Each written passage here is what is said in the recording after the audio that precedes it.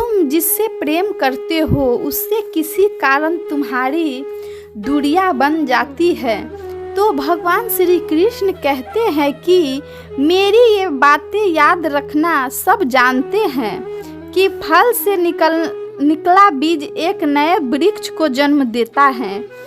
जो नया वृक्ष इसी प्रकार के नए फलों को जन्म देता है। क्या कभी आपने ये सोचा है कि फल और बीज का संबंध कितना गहरा है?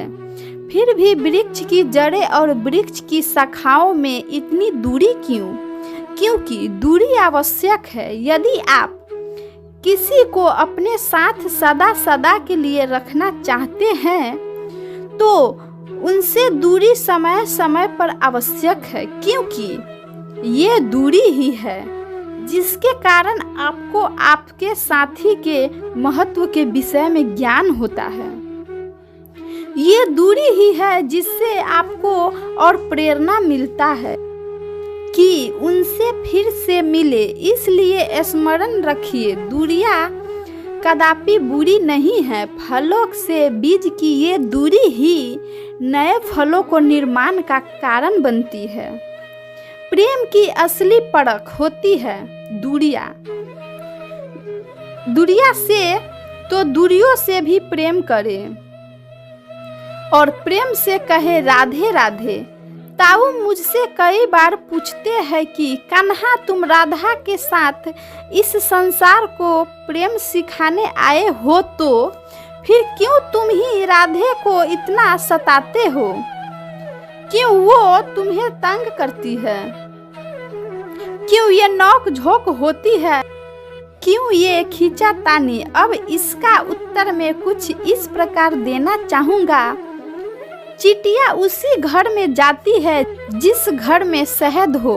अगर आपके घर में शहद है, कोई मीठा पदार्थ है, मिठास है, तो चींटियाँ वहाँ आवश्यक आएगी। कुछ इसी प्रकार होते हैं हमारे संबंध। प्रेम में छोटी मोटी लड़ाइयाँ, नोक झोंक, रूठना मनाना, ये सब तो चलता रहेगा। विशेषकर उन संबंध में जिनमें मिठास हो। स्मरण रखिएगा, जिन संबंधों में कोई नोक झोंक नहीं, रूठना मनाना नहीं, कोई छोटी मोटी लड़ाइयाँ नहीं, वो संबंध केवल और केवल मस्तिष्क से केवल निभाए जा रहे हैं। मन से नहीं तो मन से प्रेम कीजिए और इन छोटी मोटी लड़ाइयों का, इस खट्टी मीठी नोक झोंक का आनंद उठाइए, क्योंकि इसमें ही प्रेम है।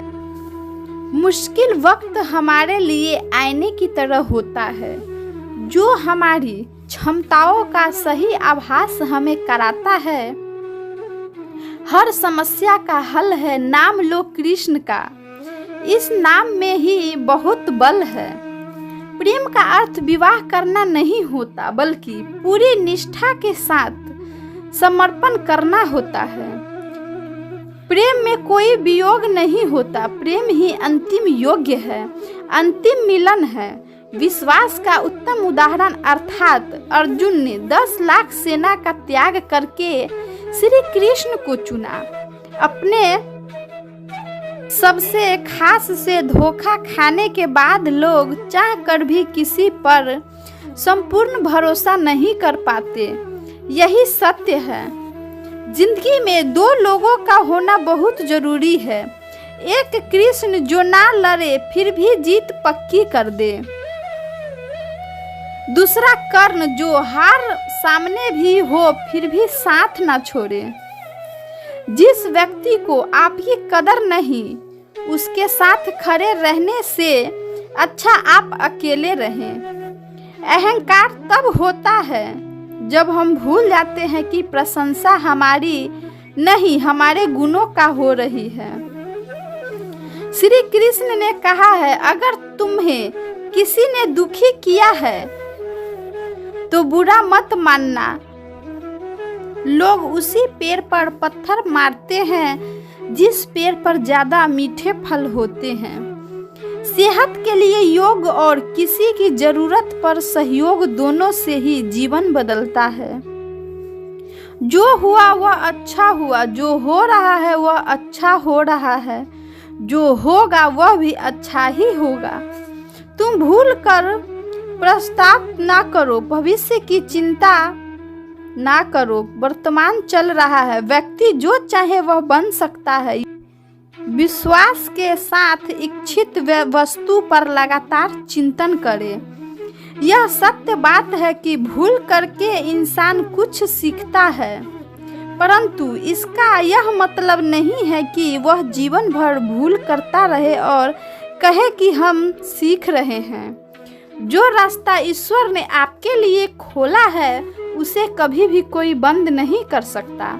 जब आप दूसरों के लिए अच्छा चाहते हैं तो वही अच्छी चीजें आपके जीवन में वापस आती है। यही प्रकृति का नियम है। निर्बलता आवश्यक ईश्वर देता है, परंतु मर्यादा मनुष्य का मन खुद निर्माण करता है। धर्म केवल रास्ता दिखाता है, लेकिन मंजिल तक तो कर्म ही पहुंचाता है। सदैव करने वाले व्यक्ति के लिए प्रसन्नता ना इस लोक में है और ना ही कहीं और है। इंसान के परिचय की शुरुआत भले ही उनके चेहरे से होती होगी, लेकिन उसकी संपूर्ण पहचान तो वाणी से होती है। जिंदगी में कभी भी अपने किसी हुनर पर घमंड मत करना, क्योंकि पत्थर जब पानी में गिरता है तो अपने ही वजन से डूब जाता है। रिश्ते में नियमित दूरियां रिश्तों को जोड़ती है और अनियमित दूरियां रिश्तों को तोड़ती है। जो हुआ वह अच्छा हुआ, जो हो रहा है वह अच्छा हो रहा है। खाली हाथ आए खाली हाथ वापस चले जाओगे। आज तुम्हारा है, कल किसी और का था, परसों किसी और का होगा। तुम जिसे अपना समझकर मग्न हो रहे हो, बस यही प्रसन्नता तुम्हारे दुखों का कारण है। यदि कोई व्यक्ति प्रेम से, भक्ति से पुष्प फल जल भी मुझ पर चढ़ा दे तो उसी भाव से उसे स्वीकार करता हूँ। वह मेरा प्रिय भक्त होता है। कर्म का धर्म से अधिक महत्व है, क्योंकि धर्म करके भगवान से मांगना पड़ता है और कर्म करके भगवान स्वयं फल देता है। कर्म का फल व्यक्ति को उसी तरह ढूंढ लेता है जैसे कोई बछड़ा सैकड़ों गायों के बीच अपनी माँ को ढूंढ लेता है। जो मिल रहा है तुम्हें वही तुम्हारे लिए बेहतर है।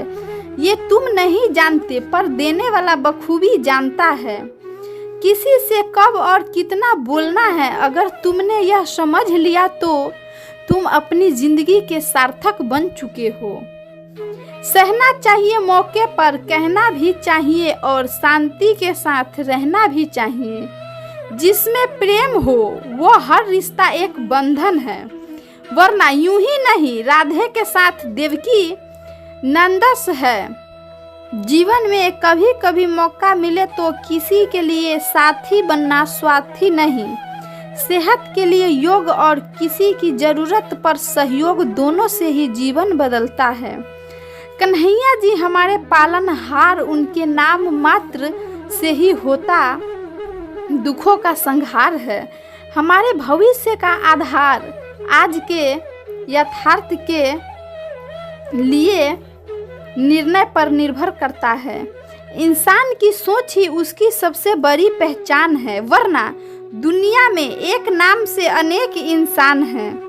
धर्म से भरा हृदय धर्म का परामर्श देता है और अधर्म से भरा हृदय अधर्म का परामर्श देता है। प्रेम सदैव माफी मांगना पसंद करता है और अहंकार सदैव माफी सुनना पसंद करता है। इंसान इसलिए दुखी नहीं है कि वह ईश्वर को नहीं मानता। इंसान इसलिए दुखी है क्योंकि वह ईश्वर की नहीं मानता। रिश्तों पे अपेक्षा ही कमजोर बनाती है। अपेक्षा तो स्वयं मुसीबत में जन्म लेती है। सदैव ही स्याही से संबंध के पृष्ठ पर कभी शुभ अंतिम नहीं होता। इसलिए अपने मन, विचार और संबंध का आधार होना ही शुभ रखें।